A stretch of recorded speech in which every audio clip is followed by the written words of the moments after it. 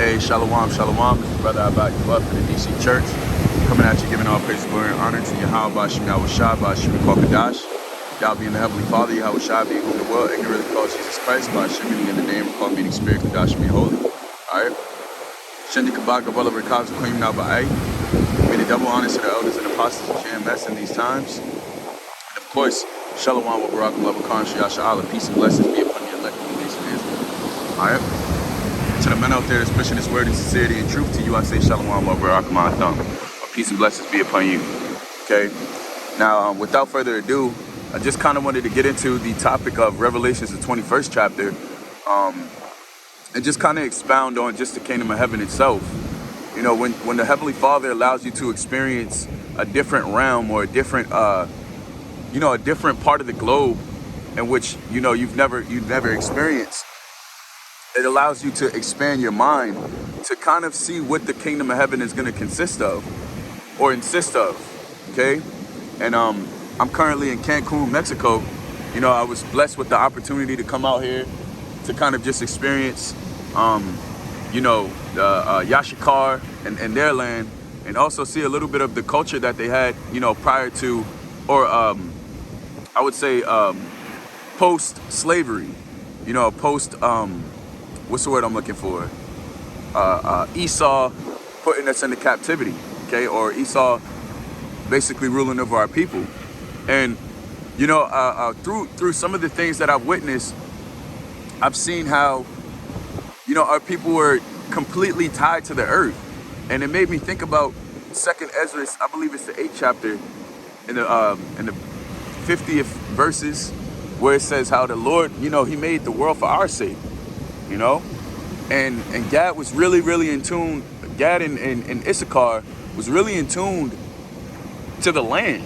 Our people are really, really tied to this land because it was created for us, man.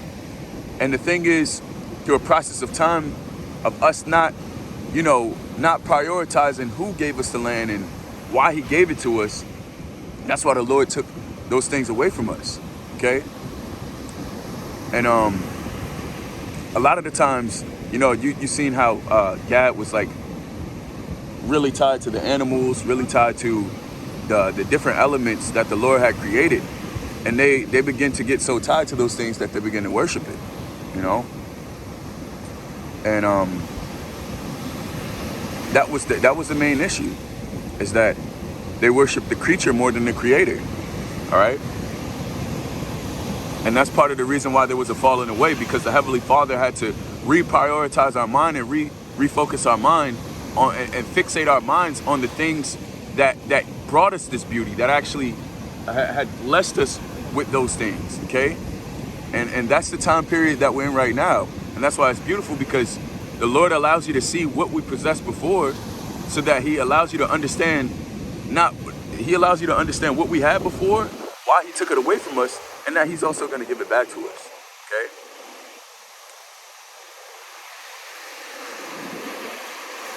Which, that's the most beautiful part about all of this, is that, there was a falling away, but there's going to be a restoration. And the restoration is what I think of when I see, beautiful live images like this.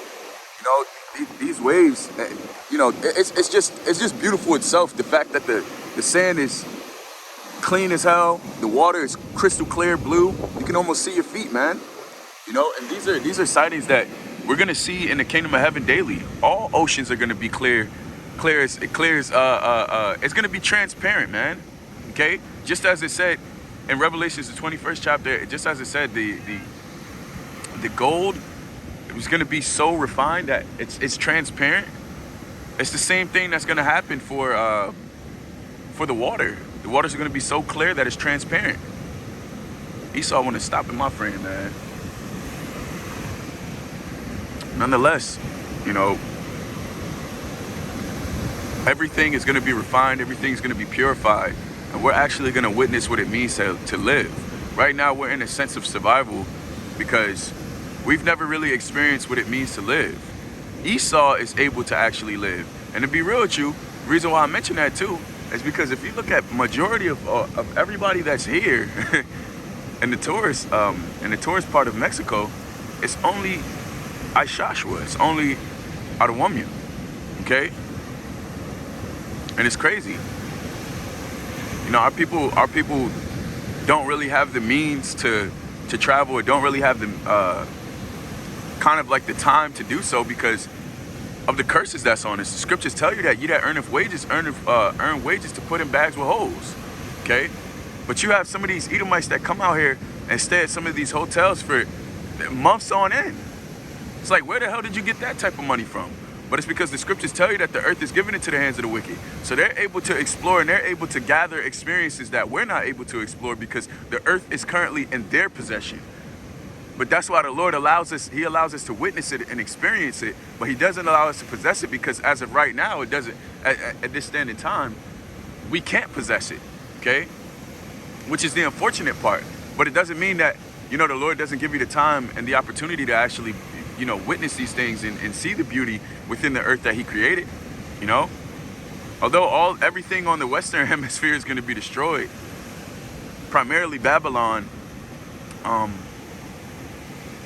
you're also going to have other places that are destroyed, you know, but it's also beautiful to see prior to the destruction, you know? Because really what the thing is, what our people really want is just peace. Our people want to possess peace, okay? All Jake want to do is just chill.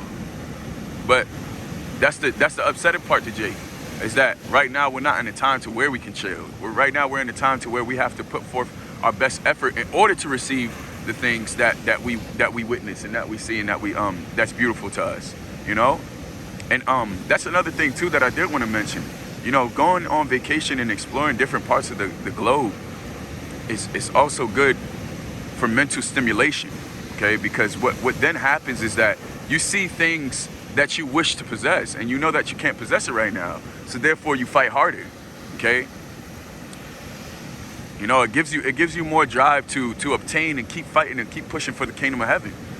Because there's gonna come a time to where, you know, these all-inclusive hotels ain't got shit to do, ain't got nothing on what we're about to receive in the kingdom of heaven. You know, we ain't gonna have to leave tips for nobody. We ain't gonna have to. These heathens are gonna be reading our minds. Okay, they're not gonna have to ask us what we want. They're just gonna serve. Okay, and that's what and we're gonna have a buffet on top of a buffet, on top of a buffet.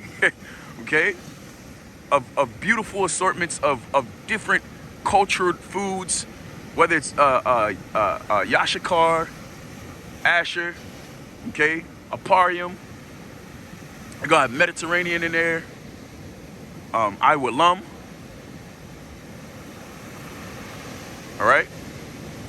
We're gonna have Elam in there, Moab, all different assortments. You know, all different breads and healthy things for us to eat to build more strength in us, man. Okay.